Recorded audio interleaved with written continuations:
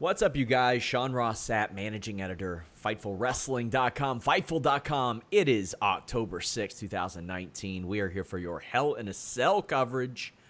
We got plenty of it. We've also got WWE SmackDown on Fox coverage from last Friday, Raw premiere, all that stuff. We're gearing up for the draft, and I am joined by a pertinent name as it comes to the draft, Alex Pawlowski. After the draft, we've decided he's going to start Sour Graps. That will be his sort of whatever the hell he wants it to be review on his own. That will be on Fightful Select. And make sure you guys subscribe. Over on Fightful Select right now, we have 2 Jimmy Van Q&As. We have a Q&A from me. We've got one more coming this week. We've got retro review for SmackDown number 1 in 1999. We've got the mock draft. We've got a little bit of everything over there. Alex, how you doing? I'm doing well as can be after the end of that, and we'll talk more about what all of that was. But Hell in a Cell started out as a 3-match show, then was a 4-match show, and then it was like, hey, all this stuff we could have done tomorrow night on Raw, we'll do it tonight anyway. So there was actually a lot of wrestling on the show tonight, more than I thought was going to be, and some of it was very, very good. Yeah. I am joined by Jeff Hawkins, who is also very, very good. You all can catch him on Shake Them Ropes. You can also see him die on Spike TV several years ago. Jeff, how you doing? Dear mother, these wrestling wars have taken a toll on our family, Lou, these many years, but I hope someday to come home to you in one piece. That was the most Vince McMahon show to ever Vince McMahon. Mm-hmm. You're right. I am in agreement with that. Reminder, guys, sorry to stutter there. If you want your question or statement read on the air, donate a super chat. If you're watching live on YouTube, any amount. The first one comes from Do I Have Your Attention Now, who sent this in all caps. I'm sorry for swearing, but WWE had one damn job and they blew it. Did you hear that crowd? Yes, they're trying to make Bray a badass, but him no-selling all of that made it look fake. Nice fake blood. Oh, boy. Oh, boy. We will get to it. We will certainly get to it. There is plenty to talk about here. Swole Ricky says, since when can Hell in a Cell matches end in DQ? I don't know. I don't know if it did end in DQ. I just know that the match ended. We will get to it. I will address all your questions and statements there. But we do have some other things to address on this show. Notably, that before today, there were only 4 matches announced. Now, does it bother me? No, not really. But for other people, it might. Jeff, any concerns about this heading into the show? Yes. You should always announce your card so that ticket buyers may want to decide whether or not they want to go. Just being a brand, it's arrogant to think, oh, it's just, hey, it's WWE, it's Hell in a Cell. That will be enough. As if it's the Rumble or Mania where major things happen. Yeah, I like having a card announced. I don't think they have enough corporate goodwill to do this, to be honest. We also have a super chat from Mr. Big Bad Bean, who says the show started off pretty hot for what seemed like a throwaway show. I agree, Alex. Several of the matches that they added with no hype before today ended up being pretty good. Yeah, no, that's the thing, is that the matches are always good. These guys are consummate professionals and girls. But that's not the point.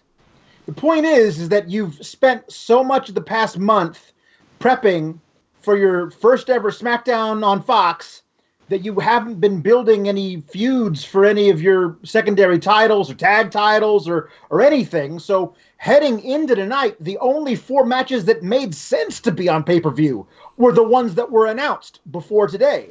And the other ones that they threw in later were all like, hey, these are other things that might happen.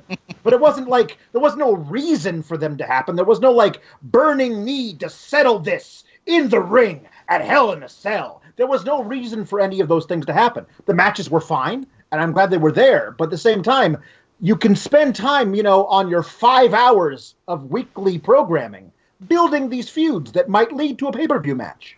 Wait, Hey. Alex, are you saying we didn't need another Lacey Evans Natty or Chad Gable Baron Corbin match to soothe our souls? I'm saying they weren't necessarily necessary. I just want to say the OC is 0-6 against the Viking Raiders. Legitimately. They're just listen. They got to come back because they're going to win the best of 13 series. Get your mic a little They're biding their closer to you, time, Alex. By the way, so in one word, if you are a Hell in a Cell ticket holder, are you disappointed with how the show went overall, including the ending? I mean, yeah. I mean, of course you are. One word. Yes. Jeff. Yes.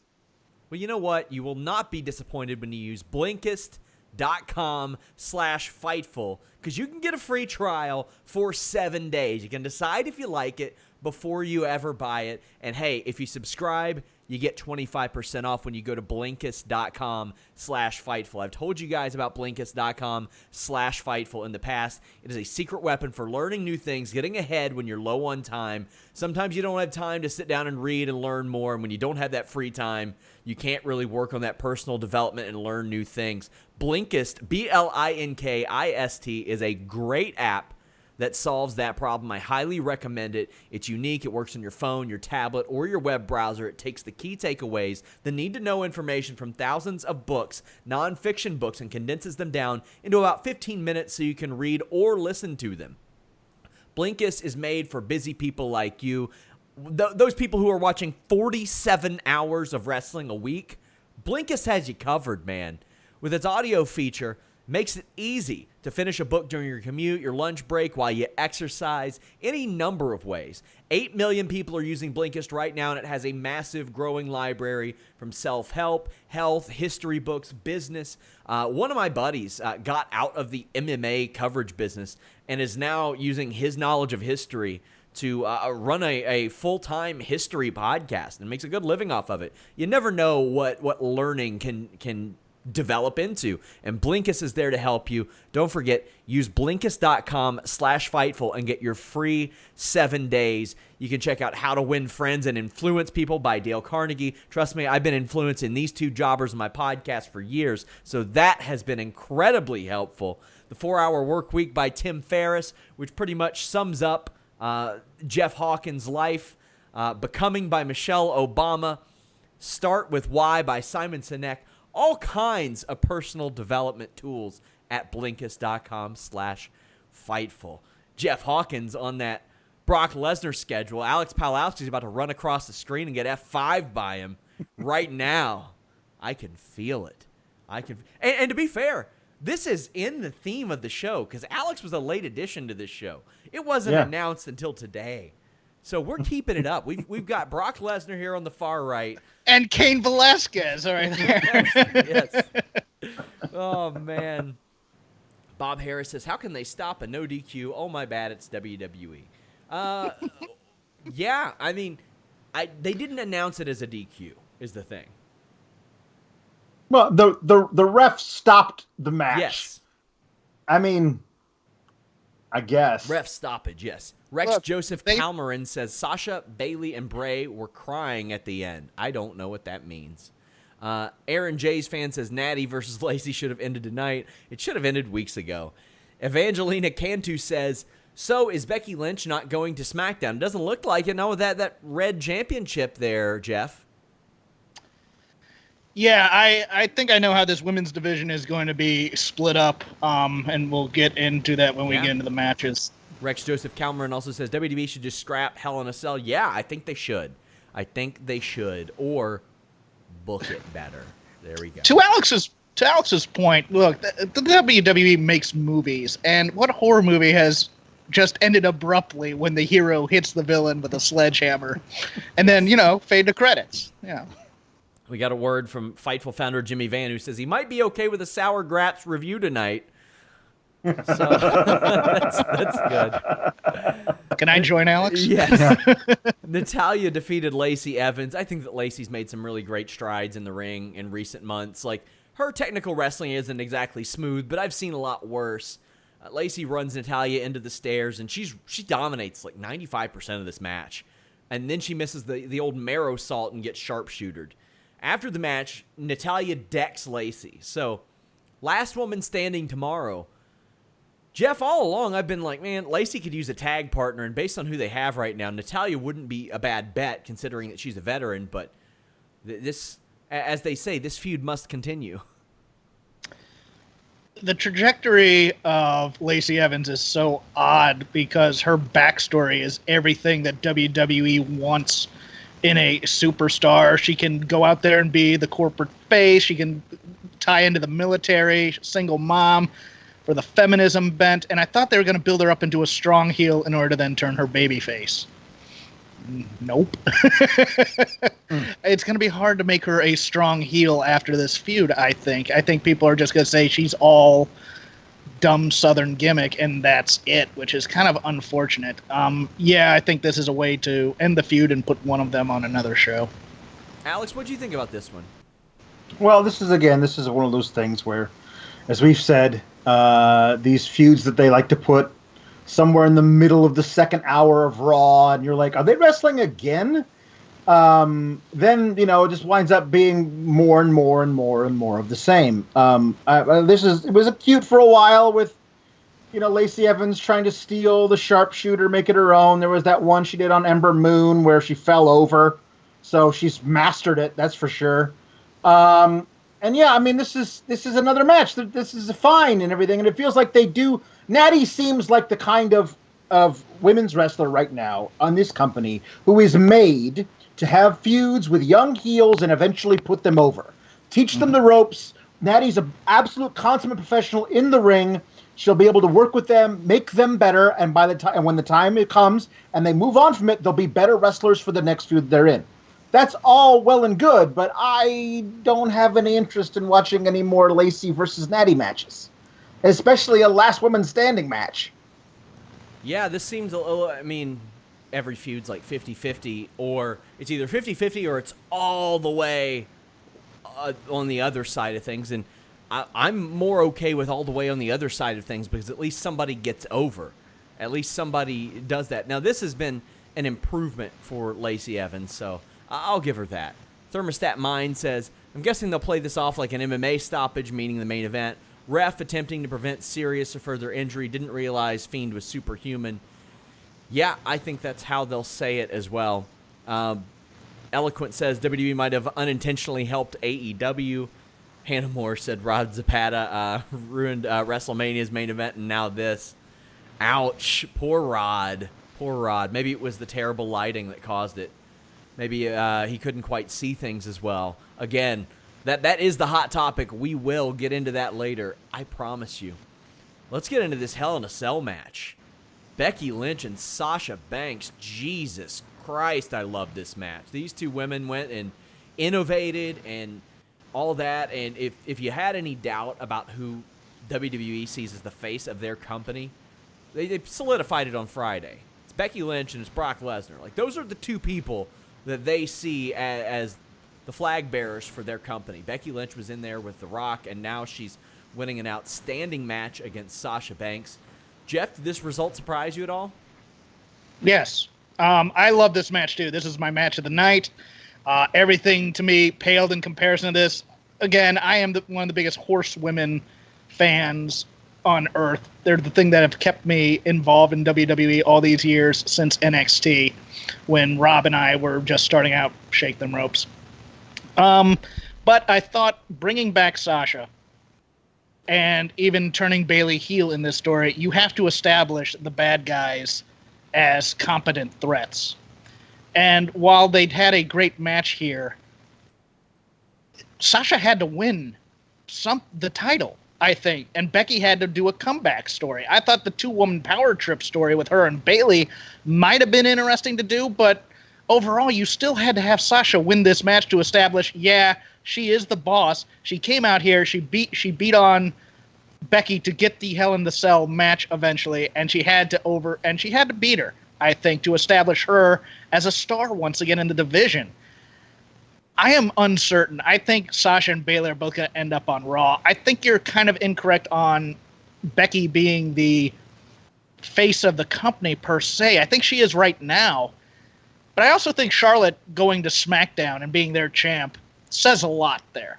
And I think she's a more bankable star than Becky in some ways, although the Becky character is over huge. But I thought Sasha had to win the title at some point. A lot of people talking about like, oh, well, they're going to put this person on Fox, that person on Fox. USA still paid a whole lot of money for Raw. Like, people are you have to keep that. You have to keep it strong somehow, but it's obvious, I think, that they're going to cater some of the bigger name taste to the new toy, to the new money. The new hot girl who's walked into the room. Look, your girlfriend's okay, and she's always going to be by your side. But have you seen who just walked in the door? That's Fox with a lot of big money and big network stuff to give us legitimacy. But yeah, I think you're going to get a lot of the Bray kind of stuff on Raw from now on, and that's going to be the separating type of schism. We see some really cool spots in this match, Alex. There's Becky taking a chair to Sasha, a Bexploder, some baseball slides. This match started outside the ring. Sasha gets beaten up with a chain when Becky gets a hold of it. So a few of these innovative spots that I like. And I mean, we're talking like over 40 Hell in a Cell matches over 2 decades. There was the cage door into Lynch's shoulder when it was still chained. I like that. The Meteora into the ladder, into the cell. Amazing. Then there was this really great spot where a couple of kendo sticks were wedged into the cell. A chair was put on top. And Becky, whose kick in the corner I always complain about, she hits that kick off the apron, and it looked amazing. The best version of that kick that I've ever seen. Alex, they stepped up and they did several things that we've never seen in a Hell in a Cell before.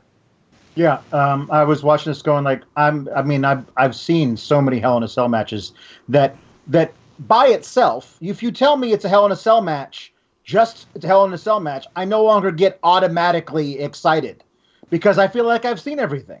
Like the New Day of the Usos, they innovated when they did it a couple of years ago, and I was like, wow, that's pretty great. But most of them are basically the same thing. They're like, oh, the unforgiving steel of the cage. And that's mostly what it is. It's mostly like, there might be some jagged metal on that chain link. Better rub his forehead on it. And that's mostly what you get in a Hell in a Cell match. Tonight, no. Becky and Sasha like changed the game. Like if you're gonna show, like, here's how you create a Hell in a Cell match. You show that film to the PC in a class of the PC. This is what you're showing them. You're showing them like stuff like innovation, things like when what I think I love is that Sasha does the thing where she like puts the chair legs into the chain link, and it kind of like hangs there loosely, but like sideways, and it's hanging there for like 15 minutes before the payoff of Sasha like reversing an Irish whip and throwing Becky headfirst into it. Like I love those kinds of things, and the spot with the kendo sticks propping up the chair, Becky putting Sasha in the chair and then running off the apron to hit the dropkick into it. Like that kind of stuff, that's a twisted mind that comes up with that, and I loved it. There were some great meteors. There was one through a table, too. The bank statement with the kendo stick.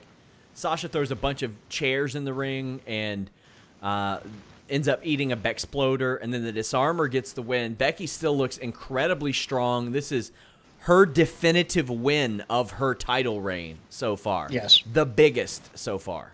Alex?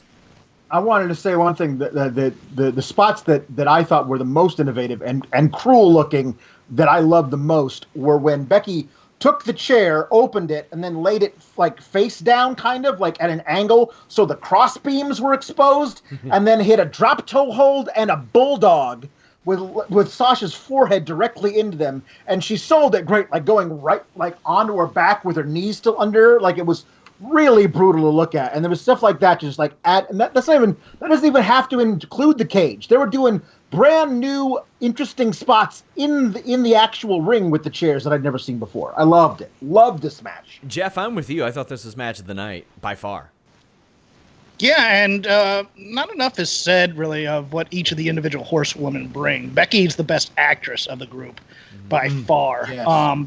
Bayley's the best in-ring technician to me of the four, or at least the best able to carry a story, and I think she showed that a lot in her match with Charlotte. Charlotte's the best athlete, but Sasha's the star maker of this group and has been since NXT. She made all 3 of these women in big matches in NXT, and she continues to do it on the main roster as well. I mean, the matches she's had with Charlotte, on Raw. The Falls Count Anywhere match that they had, and there's another one I can't remember that were both title matches. It's time to give her due and actually let her defend a title for once. Which he never has on the main roster. But this match put me in my happy place, and I hope they both walked to the back and said, "Follow that." Yeah. The thing is, like, the Horsewomen became the Horsewomen because they had great matches.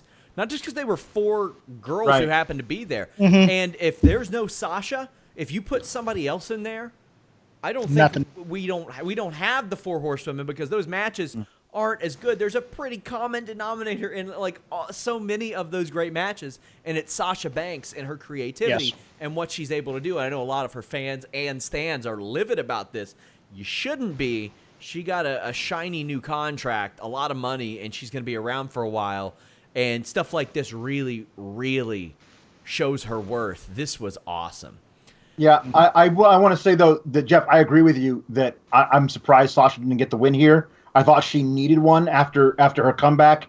That it would have been really great. Even if you do the thing with her where she has a short title reign, it would say a lot for Sasha Banks that she was able to defeat Becky in this kind of a match. And then you could move Becky over to SmackDown, where it appeared on Friday, like for all the world, like they were trying to say, "Hey, this is the new face of this Friday night show." When they had her in there with a Rock, but I mean, Becky is on an absolute tear, and I'm not surprised that she won.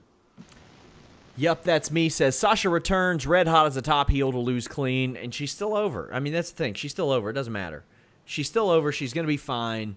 They're playing off of a couple things, notably the Bayley and Sasha crying on the floor type of thing, like the hissy fit when they don't get their way thing. That's part of a character now. That's why Sasha brought it up in the promo a while back. Good. Do I have your attention now, says Seth Rollins. We'll get the Roman Reigns treatment now. Every arena will start booing him bad. We'll get to it, but I thought they were kind of headed down that road anyway because he's got no edge. He's got nothing to make people interested in him besides the title over his shoulder. Matt Thomas says, "What's Bray's contract status? Asking for a friend. He ain't leaving anytime soon, buddy. They're paying him well. They're paying him well. He has lots of tiny horses still to buy." Yes, he does. If you want contract updates, go to our resources section at FightfulWrestling.com. We update that daily as well as our injury report, copied by a whole lot of sites. Roman Reigns defeated Harper and Rowan in a tornado tag match. This stipulation was revealed today, and man, I'm totally not used to tornado tag matches. I'm just used to tag matches happening and then the rules being abandoned somewhere during the match, Jeff. But this was a brawl. This was sort of a spot fest. What did you think of this? I thought it was a spot fest, but I thought it was a fun spot fest for the most part. I thought Rowan and Harper looked pretty darn great as a team in terms of all the little things they were doing, like communicating and things like that. The things you don't get in tag team wrestling a lot anymore. But it was fun. It was a bit spotty, but it wasn't too clever in the spots, which tends to be a bit of a problem from time to time. And it was brutal, which is also fun. I mean, look, Roman got to do his spears and his Superman punches, and Daniel Bryan got to take a hellacious beating, especially that power bomb off the top rope. I'm like, it's a dude who's been concussed, and you're doing that? Okay, cool. But no, I thought it was a fine, fun little match. Early on, it was a little bit rough. Reigns hit a Samoan drop that looked more like a side slam. Bryan hit a suicide dive. Harper hit a suicide dive. Reigns got sandwiched with the barricade, which was nasty. Bryan Hurricane Ron'd Luke Harper off a table. And then Reigns spears Rowan through another announce table. And then that big sit-down powerbomb from the second rope happened. Reigns would pin Harper with a spear. So after all this, the attempted murders, the evil twins, the forklifts, it all came down to a hug from Bryan and Reigns. Bryan wouldn't shake Reigns' hand. He hugged him instead. I thought that was a good callback, Alex, but the juice was not worth the squeeze on this one. Oh, no. This was a very roundabout way to make a babyface tag team in Daniel Bryan and Roman Reigns that will defeat the Revival at Crown Jewel or something. I don't know. Like it's excuse me, Sands of Time. I never get to do that anymore. Yeah, this was fine, but I mean the whole thing with Roman is that it didn't seem like he got the same kind of pop that he used to when he got introduced. He didn't come out, and it wasn't like this thing, hey, we love Roman, or it wasn't like, hey, we love him and we hate him. It was like, hey, Roman, you're here because you were kind of the third most important guy in the story about you being attempted murdered on. Like, that was a weird thing for them to do. Like, there's a whole lot of stuff that didn't make a lot of sense with that, like a whole lot of stuff that didn't make any sense. But, I mean, it came down to this match, which was, I thought, supposed to, like, establish Rowan and, to a lesser extent, Harper as as heels you really have to pay attention to, and the guys were really dangerous, and they lost clean. And so, great, I guess. Like, the whole thing I thought was to establish Rowan as this force. Like, that was the whole point of why he did it, and that was why you put the whole thing together. Eventually, I thought, but okay, great. I guess they're the Bludgeon Brothers now, but they lose. Well, let me offer a counter narrative, because what I was thinking was it was going to be, when they made it a tornado match, I thought immediately Dusty, Ole, and the Assassins. Bell rings, Daniel Bryan beats on Roman with the help of Luke, and then we'd be complaining about that. We went through all that just to get back to Daniel Bryan being a heel. So, I mean, you kind of have to balance with what they could have done with this. And Daniel Bryan, I guess, now is babyface again, maybe reluctantly.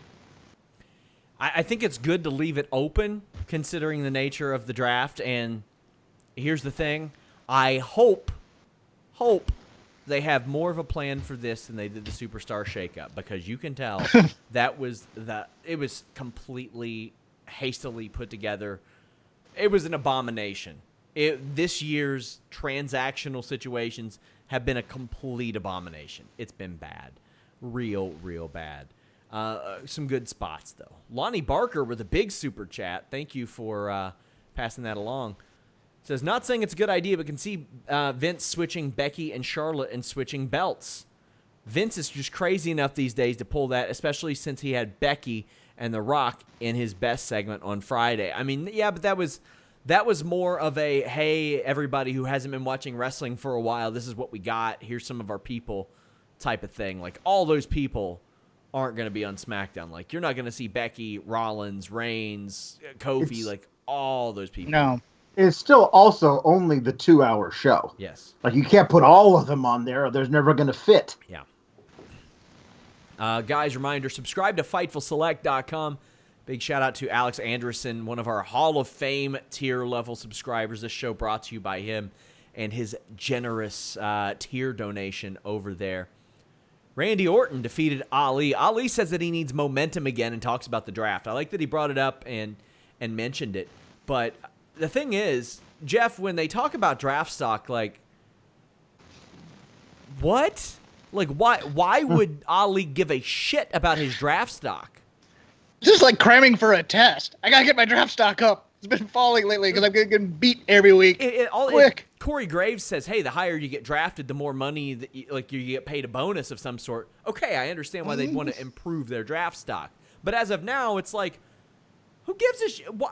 How can they control it? There's nothing they can do. Like, you're going to get picked for one, or you're going to get picked for the other. Those are the options. It's not 30 teams all across the country. You're making the same towns eventually. Yeah. I don't know. We have some scouts from Pro Wrestling Guerrilla in the house tonight, and they may be drafting later today. Now, the thing is, like, I do like that they have mentioned that it's USA and Fox making these picks. I think that's good. That makes sense. Then that makes sense of the Fox and USA reps sort of making those picks on Friday, Monday. I dig that. Now, I wonder, are there going to be USA personalities on Fox this Friday making their picks? Todd Chrisley, come on, baby. So I asked somebody. Oh God, I might have to save that one for off the air. I don't want to put them out there, but I joked about Chrisley to them, and they noted off other notable criminals that they may draft to their roster, because I was like, hey, Raw going to land Crisley? I mean, you got to, right? You got to hold on to him. And they had quite the response on that. Ali gets worked over hard, avoids a sing bomb. By the way, Randy Orton approached him backstage, says that he's the one who stopped Ali's momentum. I like this. It was quick. It was simple. It was a way to add a match that made sense. They have not wrestled since Orton took him off the shelf. Ali's ribs get bruised up. A couple of great spots where Ali suicide dives Orton, and Orton bumps over the table. Then Ali is like, hell, I'm going to jump over this table too. The crowd gets behind Orton. Ali rolls through a 540, avoids an RKO, plants Orton with a tornado DDT, missed another 450. So there was a great counter to the RKO with Ali doing that handstand, then rolling right into another one. After the match, you see Randy Orton showing him a little bit of respect. Even did that on Twitter as well. I'm told that was a concentrated effort. Alex, what'd you think about this? I thought that Ali could have looked a whole lot worse in this. Oh, he definitely could have looked worse, but he also could have looked better. I mean, the whole point of this is that you have two ready-made feuds for Ali to be put over huge. And you said that somebody has told you that after that match he had with Elias in the King of the Ring tournament, everyone was praising him. They said, this guy is amazing. Right. So then my question is, how do you show the praise to this guy? You put him in matches that either you don't put him on TV, or you put him in a match with Randy Orton that he loses. After he counters the RKO in a manner I've never seen before. Like, that was one of the best counters to an unstoppable move that I've ever seen, and they wasted it because the roll-up wasn't successful. Like, Randy Orton loses nothing if that roll-up by Ali after the counter RKO is successful. If Ali gets that win, Randy Orton's fine. There's nothing that happens to Randy Orton after that. He's okay. But Ali then not getting that roll up and then doing a move he had already done earlier in the match that Randy would have perfectly scouted right into an RKO just makes him look stupid. And I mean, this is the thing, is that the best I can hope for at this point is that Ali gets drafted to Raw, because then all those outstanding dark matches he's having on SmackDown actually will be on main event, and I'll be able to watch him every week. That's the best I can hope for as an Ali fan right now. I thought this was an outstanding match. I thought Orton did good. It was a good match. I thought Ali did great. Jeff, your thoughts? Ever since Evan Bourne, every aerial wrestler I watch, I go, how are they going to take the RKO?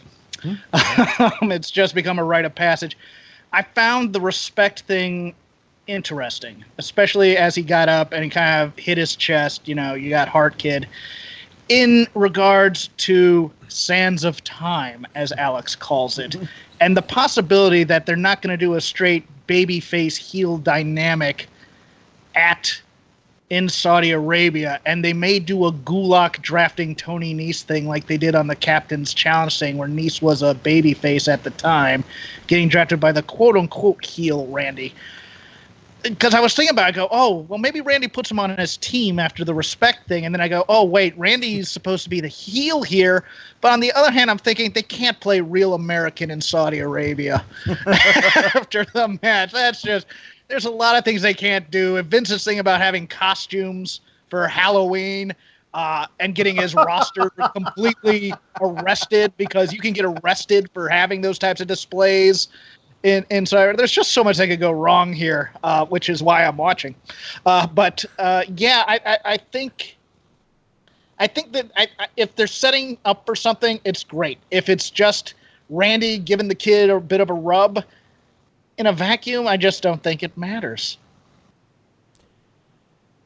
Thermostat Mind says, Ali doesn't want to be Slater sitting in a room alone. Yep. Eloquent says, why do that cool RKO counter just to lose again? Forgot about that with the draft. The one guy just stood there, I hope they draft me. He was so good. Heath Slater was amazing on SmackDown. He spun that shit into gold. Yeah. Eloquent really says, why do that cool RKO counter just to lose again? Because it's a cool spot. Who knows the next time you'll get to use it? They might be on different brands in a week. Well, that's the thing. That's the thing with me, Jeff. Why I think this is a one and done. They're moving on. Is if you ever plan to have Ali pick up a win over Randy Orton, that's the spot you use to get that victory. Yeah, because then Orton might not have a chance to get it back. Yeah. Right. Exactly. As they say, if you don't use it, you lose it. Xanthius says, the close-up shot of Jeff makes me feel like he's staring into my soul. Also, Sean, I've heard you are tall. Any truth to this rumor? I'm very tall, in fact. I'm extremely tall. That is true. X-Pac in the watch-along says, how the hell do you get a DQ in a Hell in a Cell match? On a funny note. You want to vote now? And Alex, is Alex the tall one? No, Alex isn't the tall one. Also, shout out to Denise Salcedo, who was on the watch-along. She'll be on our Raw post show this week, as she is every week. Incredibly proud of her. I was telling these guys off the air, probably going to be looking for a new Raw co-host soon, because WWE's dumb if they don't hire Denise. She is incredible. She did great on the watch-along. Kabuki Warriors did great tonight, and this was, I thought, a really good match. The Kabuki Warriors, first off, need a new goddamn theme. Oh, my gosh. Jeff, this is garbage. Just come down to Asuka's theme because it means doom. That's all you have to do. Like, it's so lazy. If it weren't so lazy, I might like it, or I might not hate it. For the love of God, man, it's just... I don't like the Corbin thing either, where it goes back and forth and back and forth. It's so stupid. It's really lazy. Fire Desire is bad too. Yeah. There's a couple of great YouTube channels. I don't want to say their names because I don't want them to get like copyright strikes or something, where they do like amazing mashups between like two themes. There's one that's Rusev and Samoa Joe that's so good, I need a tag team of those two guys just so they can come down to that entrance theme. I liked backstage when Nikki and Alexa are complaining about having to wrestle this match, and Booker T is talking about all of Asuka's singles accomplishments, and that's how she earned it. And then Nikki says, yeah, but Alexa's the five-time champion. And I love that. I thought that was great because Booker T was like, no. Booker T sells that stuff so well. This match started off a little rough. Asuka tried to pin Nikki in the ropes, but it got good. They chopped the shit out of each other. They were just beating the brakes off of each other. Asuka applied an ankle lock, turned it into a half crab. Jeff, I howled when Kyrie marched across the ring and then poked Nikki Cross in the eyeballs. I loved Kyrie Sane yelling at the ref, watch! I howled at that. I love heel Kabuki Warriors, if they are heel, which I think they are. Tonight, they're great. They need a new manager. If Paige isn't back there, they need someone to do some talking for them, and they'll be fine like this. But, yeah, I thought this was also... I mean, Nikki was great, and the Kabuki Warriors are always great. I'm gonna give some love to Alexa Bliss. I thought she looked very good in this match as well. Outstanding. I thought she was great. And I mean, the thing is, maybe she feels a little more comfortable working stiffer, considering the nature of the competition. Like, what are you gonna do? You gonna stiff these two girls? I think they're gonna be all right. Alex, the feet up on the insane elbow, JFC, man. Yeah, that was a spot that I thought was maybe ill-conceived. There's a lot of ways that can go bad, but it was break an arm like cool, man. It was so. I mean, it was great, but it's one of those things where like that's gonna hurt.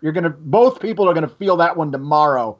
This was really great. I loved the little bit of extra oomph, a little bit of extra swagger that the Kabuki Warriors were displaying tonight. Like, it was one of those things where this match was not. Like, they even did this whole thing in like you said on the pre-show, where they were Nikki and Alexa were like trying to figure out why this match was even happening, and Nikki was like, "Well, they did beat Fire and Desire a couple of weeks ago when we beat Fire and Desire at the last pay-per-view, so I guess that's why." They're unbeaten. And as Alexa a tag was like, team. "No." They're unbeaten as a tag team on SmackDown, so I mean, you could at least spin that. I don't think Sure. they've lost a 2-on-2 match yet, But my point was that with zero build-up, this was a match that I certainly would never say no to, because I do love all 4 women in this match. And the result was such a huge, fantastic surprise, particularly exactly how it ended, that I literally leapt up from my couch and thrust my arms into the air, because I was so surprised and happy to see something brand new and unexpected. I think this is a safe winner too, because I mean you could do a lot of things with Asuka and Kairi saying like hey, you can have them show up on Wednesdays if you don't know what to do with this title right now. Yeah. If you don't know what to do with that tag team division, have them show up on Wednesdays. You got Chelsea Green and Deonna Purrazzo chilling out in the crowd. You got the Horsewomen trying to emerge. You've got some teams about you there. Crush the hires for a squash match if you need to. There you go. I like this. Asuka wins with the green mist and a head kick. Eloquent said, Green mist was such a great touch. Eloquent says, how did the ref not notice the green mist? What do you think about mist being back in wrestling, Jeff? March 31st, 2016. Jeff Hawkins tweets, Asuka really needs to use the green mist. I jumped out of my seat and I went, yes! Give me my Kabuki Muda stuff. And the way you disguise it is you put your hair down so they can't see any of the mist while you're pinning the person, and then you roll out of the ring and you get out of there. That's it. Gordon Bombay says, videos of Seth getting pelted. When's the last time fans threw stuff at wrestlers? Oh, man. That's a good question, but boy, are we going to spend some time on that match. But, yeah, that's an interesting one. Tamina defeated Carmella to become 24/7 champion, her first title, also the first time this title has changed hands on a pay-per-view. Tamina pushes Funaki into R-Truth. Carmella kicks her, and Truth wins the title. This was a shitty couple of segments. Let's talk about the racial uncomfortableness of the Funaki R-Truth interactions for Well, he is Kung Funaki, but... Yes, but R-Truth is not. That's true. It's more my point. Tamina being back, kind of a surprise, but this is the role I would most want to see her in. This was dumb.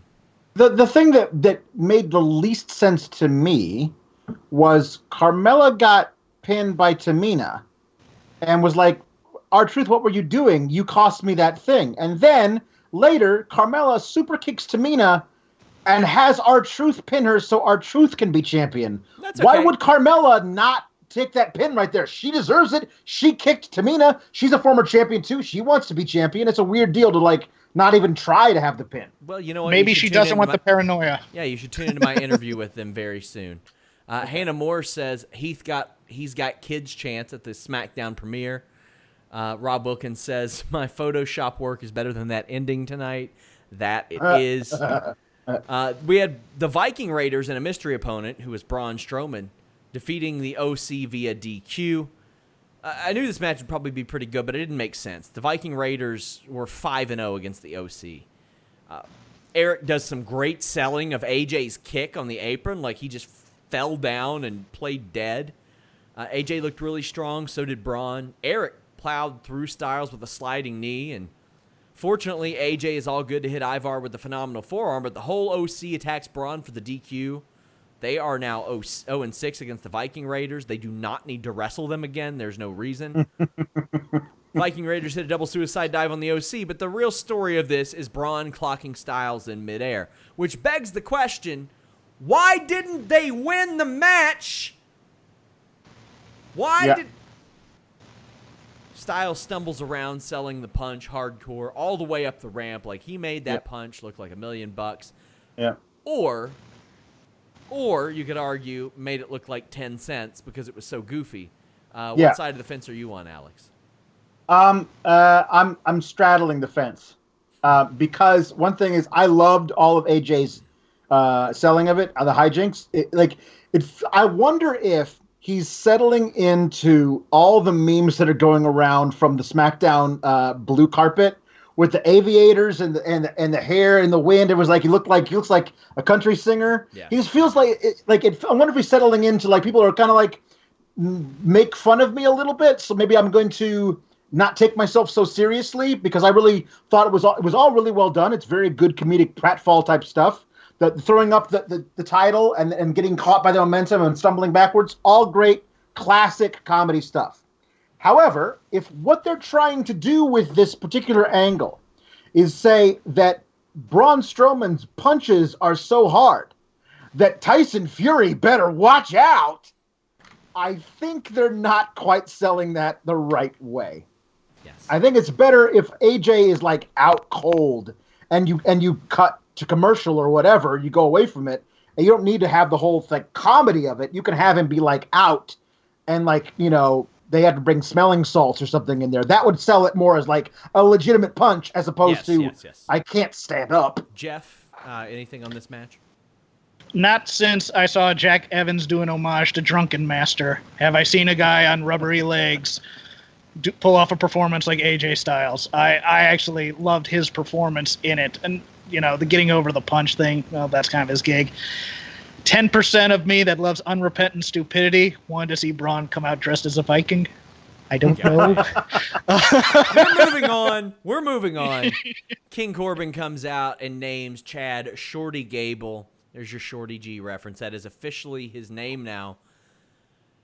I did not like this match. I thought it went on way too long. I think their matches have gotten progressively less interesting. We get the dreaded half Nelson crossface from Corbin that slows his matches to a crawl. He does get a spinebuster and a powerbomb, but you went from the crowd being super hot in their final match to getting pretty hot in their follow-up to just not caring here. Gable fights back with his rolling kicks and eventually pins Corbin. Greg Hamilton calls him Shorty Gable, and Cole goes off, which I thought was pretty funny. That was the most entertaining part of this match. I'm ready to not see them wrestle anymore. I don't need it anymore. But, Jeff, how'd you feel? I think I can speak for most people when I say, boo! Yeah, at least that stupid STD chant that The Rock tried to get started isn't going to carry, it looks like. I'm very happy about that. But, yes, this is the very definition of things we don't need to see to get over something we don't want. Alex? This is all a perfectly cromulent wrestling. However, I don't need to see it anymore. Like it's the same thing. But the problem with this is that they're doing the Shorty thing like way too much. And then, of course, another problem is, as we all say, we don't need to see this anymore. They do a backstage segment where they're interviewing Gable after the match. He's like, I'm the bigger man than Corbin. And as he's walking away, Corbin attacks him, which means we're going to get another match probably tomorrow night and definitely at Sands of Time. It'll be a lot of fun. SmackDown Women's Championship, Charlotte defeated Bayley to become a 10-time champion. Bayley worked over the leg of Charlotte. I just saw Jeff's facial reaction. Oh, God. I like that we haven't necessarily seen a big change in Charlotte's persona through all this. I think it's good to hold off on that until the draft and you see where the chips fall. Charlotte gets natural selection, but Bayley grabs the rope, and Bayley also gets a boot up on the moonsault. We had some big dueling chants here. Bayley gets caught using the ropes for the pin, and the figure 8 is applied, and Bayley taps out. She is livid. She's crying on the floor. I think these are all concentrated and thought-out efforts. Charlotte now has her 10th championship title reign. Here's the thing. Do we start counting the NXT reigns now that they're on USA? Whatever it takes to match Flair. Yeah, I mean, that's all that your dad. Yeah, sure. Why not? Yeah, I mean, sure. They're gonna get her to 16. Alex, your thoughts on this in a somewhat abbreviated manner?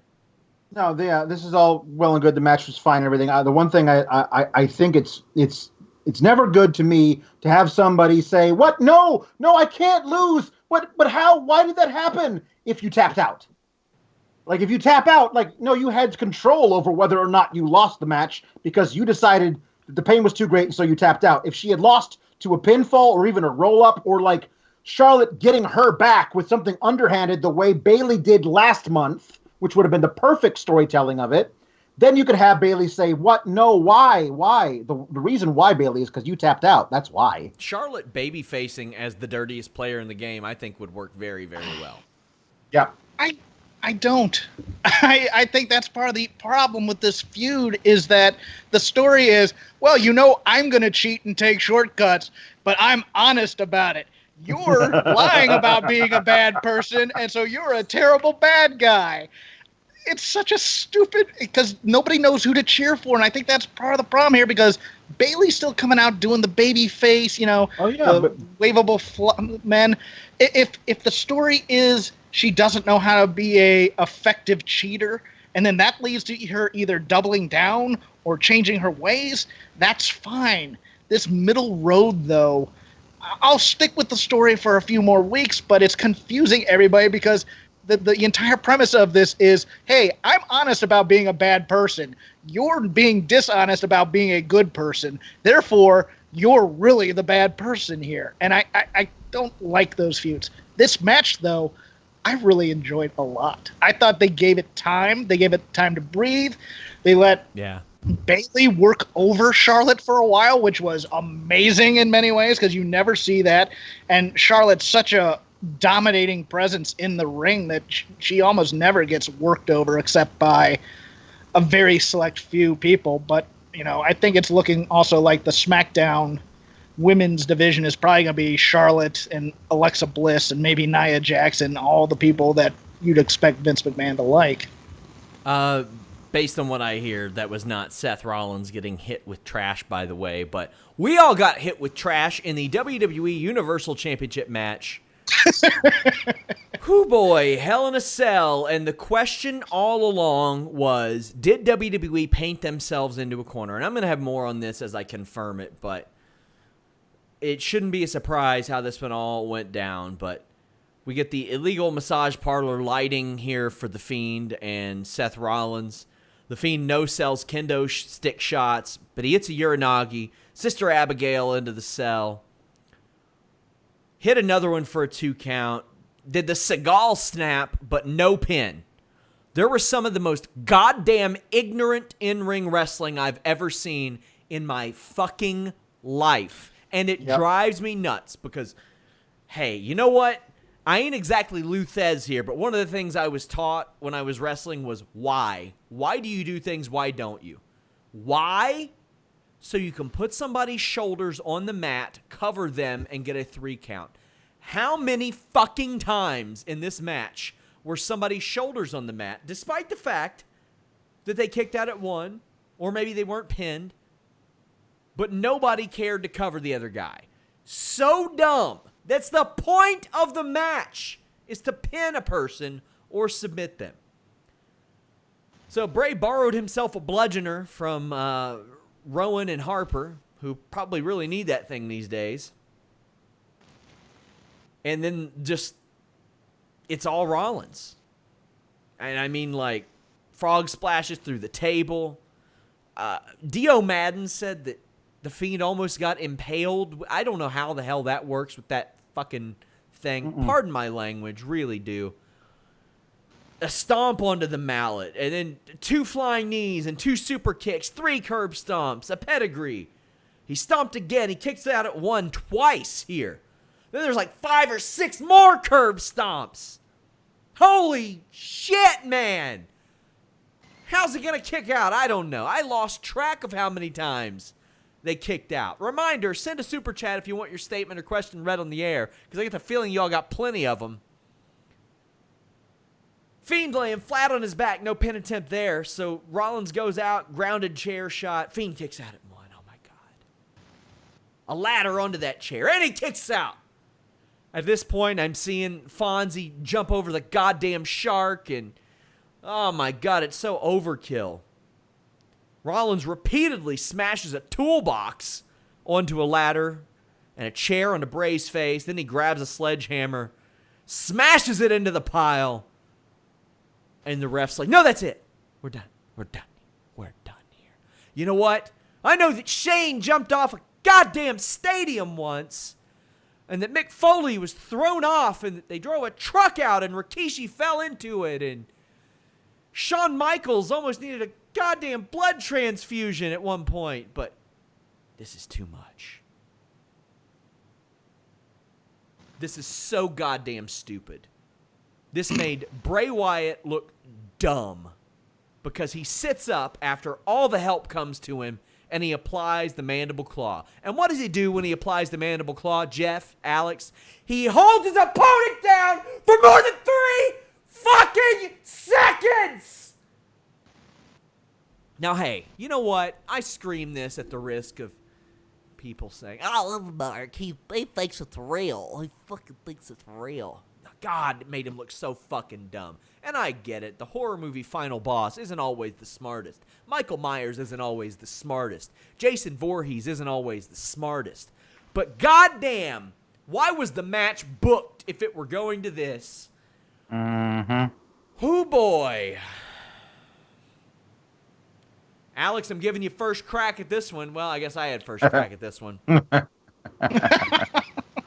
So here's the deal: when you have a character like the Fiend, the danger with him putting him in a match where he has to either win the title or lose his first championship shot, at this point in the build of that character is really dangerous. Because, I mean, if he wins the championship, then he's got to lose it at some point, and you've built this character up that he's this otherworldly, like, force of evil. How could you possibly beat him? So he can't lose, right? But also he can't win, right? So what do? You do this bullshit, which is why the match shouldn't have happened in the first place. It was way too early. We've only seen the Fiend wrestle once. That pseudo squash that sent Finn back to Full Sail. That's it. And the next time we actually see him come down to the ring for a match, by the way, commentary team, you gotta lay out there. You can't be like Jerry Lawler going, oh my God, he's so spooky. I don't know what to do, as he's walking down with the head lantern. Oh my God, he'd give Freddy Krueger nightmares. Like, stop, shut up. What broadcasting school did you go to? You ruined the whole mystique of the whole guy. But fine, because here's the thing. You also made him so spooky and weird that he never appears without a strobe light, but he can't wrestle in a strobe light. So what do? You do the red light district lighting. Like, I mean, the whole time, I thought it was like, holy crap, their light board got screwed up and they can't go to the next queue. No. They wrestled the whole match in it because they decided that you can't have the Fiend wrestle in regular match lighting because then it would ruin his mystique.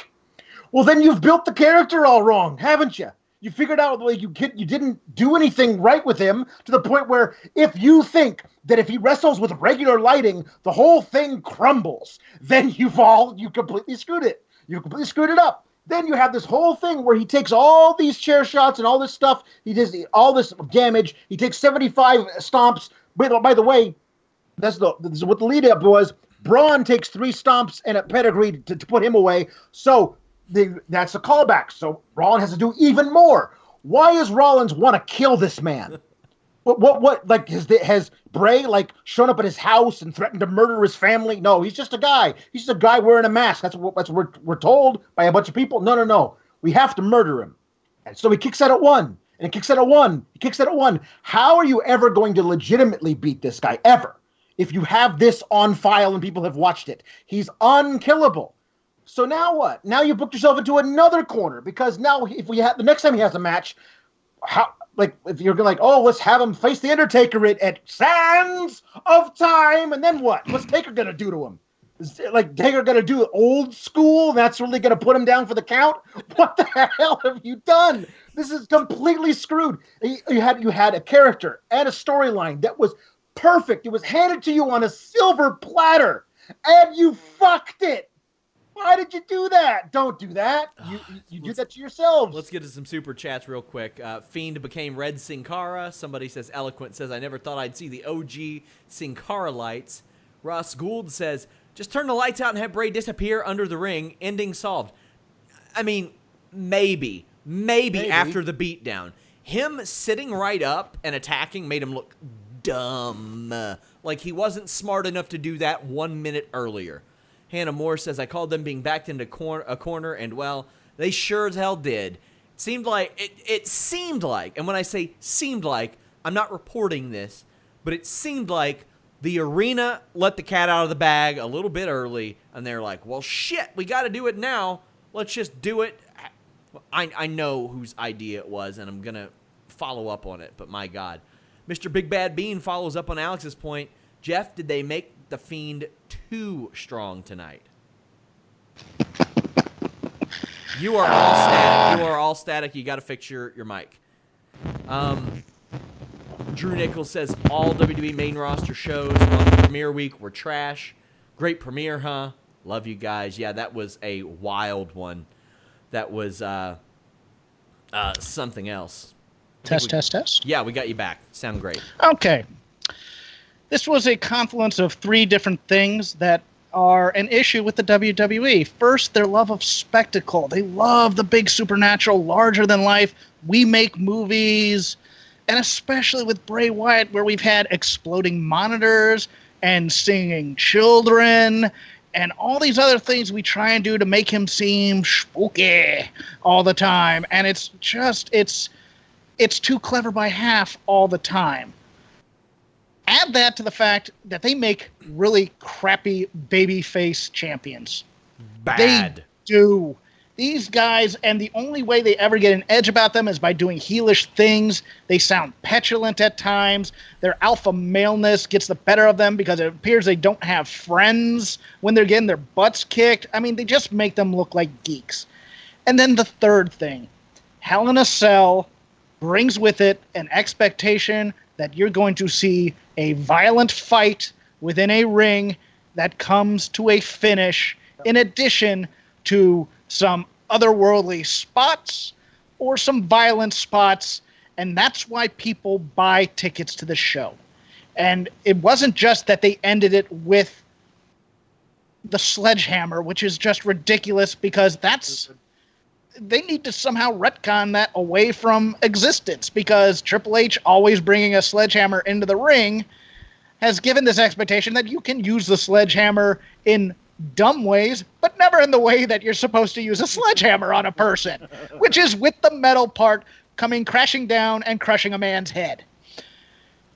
And so you get a bunch of plunder, but you don't get a lot of great spots. Most people probably couldn't see half the violence because of the lighting. If my live arena experiences with their lighting is any indication, you probably couldn't see it. You probably tried to have to watch the monitor or the Titantron up there to see it clearly.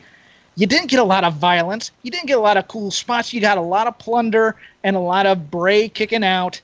And then you got the referee calling for a bell when people wanted the violence. They wanted to see him hit a guy with a sledgehammer to see if he would kick out. And then they probably would have crapped if he had kicked out at 2. But the fans wanted to give this character. The fans wanted to give this chances, several chances. Yes, they tried. They really did. And if they're not rushing for a refund, going, "We wanted a Hell in a Cell match," them chanting AEW to end the show. Mm-hmm. This Raw show might be in trouble if they're going to be doing all this stuff with it. I think NXT has enough goodwill, but God, if AEW people are watching this and not saying we need a viable alternative, and I don't have my hopes that they have all those instincts correct, given the weird John Moxley, Kenny Omega moment camera shot that's straight out of WWE, because these guys, some of them were raised on WWE in cinematic moments. Cody's my guy. Cody's the guy with the instincts I trust the most. Yeah. But AEW, their vice presidents have to be watching this and going, oh man, we have such an opportunity this week to earn so much goodwill. And I'm with you on the building baby faces poorly spot. It happens all the time. And occasionally it happens. Like, hey, Kofi Kingston was a great babyface champion. Loved him. Thought he was great. Daniel Bryan back in the day, really great. Impact books great baby faces all the time. It's not hard. When you go to an Impact show often, okay, so sometimes you'll hear the crowd chanting for, like, OVE, but, like, Tessa Blanchard in there against Sami Callihan, they ain't exactly booing Tessa Blanchard there. It's not hard to build good baby faces. And these Can guys I push back? Huh? I want to push back on your statement that Kofi was a good babyface champion. Because he wasn't. He was New Day Kofi with a belt. He wasn't That's a good champion. babyface. Okay. That's a good. Throwing- That's had him over as a babyface for the last 4 or 5 years. Well, They he's got been crowds over, to chant his name. It got people to buy his merchandise. It got to the point to where people almost willed this push into existence for WrestleMania.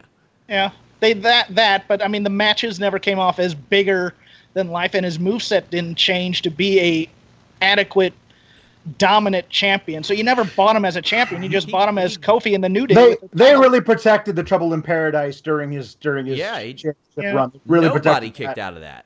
Yeah, and the feud with Randy Orton really built to a head where he was able to like get revenge on that whole thing. The problem that you have with the Kofi thing is the way it ended. Sure.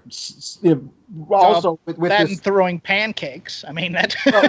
Daniel Cormier dances with fried chicken and ice cream all the time. I don't have a problem with it. Okay. But Corey Cropper, Nikita Krylov fan says, it felt like they tried to make a 1994 Undertaker storyline work in 2019 with that entire main event. I agree.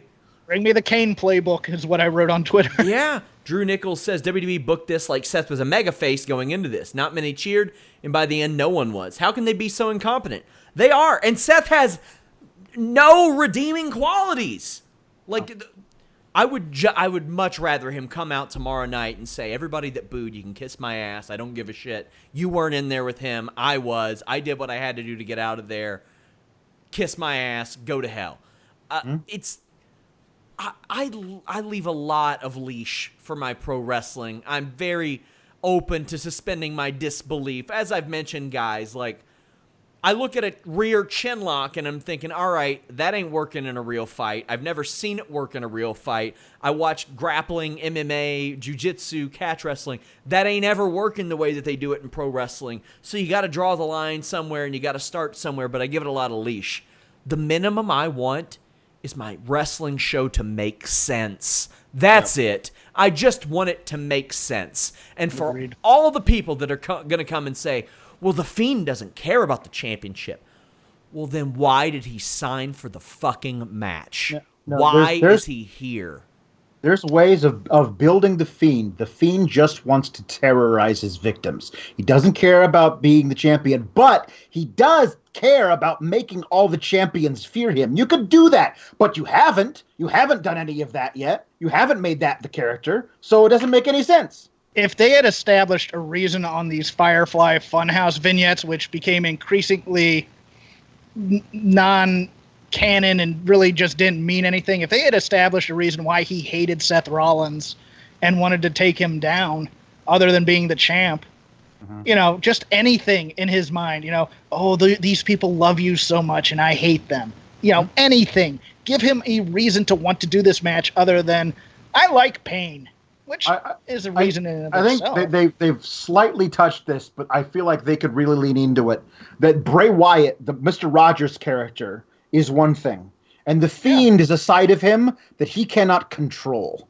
And so, like, you can do this thing where, like, the Bray is like, no, Seth, listen, I like you. But the Fiend, he just wants to hurt you. And I can't stop him. I want to, but I can't. You could do all that stuff. You haven't. You haven't actually. You're trying to play like 35% of everything as opposed to actually picking an angle and running with it. And it's not working. I'd be okay if the Mr. Rogers Bray Wyatt got beat. I'm okay with that. Yes, sure. I'm okay with that. And then the Fiend is the indestructible animal. My God, we have like a record number of live viewers for this shitstorm. I want to thank you guys. I promise our reviews are objective, even though we're trashing this show. But goddamn, we got shows Monday after Raw, Wednesday after NXT and AEW, Friday after SmackDown, and after every pay-per-view. We have post-UFC shows. Also, the Wednesday List and Ya Boy podcast. FightfulSelect.com. I'm going to have a lot of backstage news on this finish. I'm getting a lot of messages about how this all went down. Make sure you guys subscribe. That is the most direct way to support us. FightfulSelect.com. That's our subscription service. But, hey, if you don't got the money to pony up the dough, that's all right. That's all right. FightfulWrestling.com is where to go. Share our stories on social media. It helps a lot. And subscribe to this channel as well. Jeff, tell the people where they can follow you on social media. You can follow me at CrapGame13 on Twitter. You can follow my other show at Shake Them Ropes, part of the Voices of Wrestling Network. We drop every weekend now so that we have an entire week to watch all this wrestling content. We're mostly WWE-centric, myself and Chris Novembrino, and I would still like to do guest spots on here if I'm not getting trashed too hard in the chat. Hey, I'd be okay with that. Gordon Bombay says, only one way to make this up. Mandible Claw to Vince tomorrow. Again, subscribe to FightfulSelect.com. I'm going to have quite a bit on this. Brian Hall says, they actually maybe missed the projector worms. Oh, God. Man. Projector worms was an all-time low. This was different, but, man, this was not good. It was in the neighborhood. It was down the street, another house. Yep. Alex, you all can see him on the post-AEW show. I have some people saying, why isn't Alex on Raw and SmackDown? Because he's got his own goddamn segment now, guys. Yep. Subscribe to this week. Subscribe to FightfulSelect.com and tune in on Wednesdays. It's quite a team we have. Alex, let the people know where they can follow you. You can follow me at Pulowski the 4th on Twitter. That's a numeral 4. I am on the post Wednesday Night Wars show with Sean and Warren Hayes. And starting this week, I'll be doing the Sour Graps following the draft. So I'll get to say, what the hell? Why is this guy going over the... That ruins everything, and you'll love it. I want to thank our mods that helped out tonight in the chat because we had just a ton of people. Thank you all so much. We appreciate all of you. Yeah. The thing I want to leave you all with is treat your customers like customers and not like fucking marks. Yeah. We're out.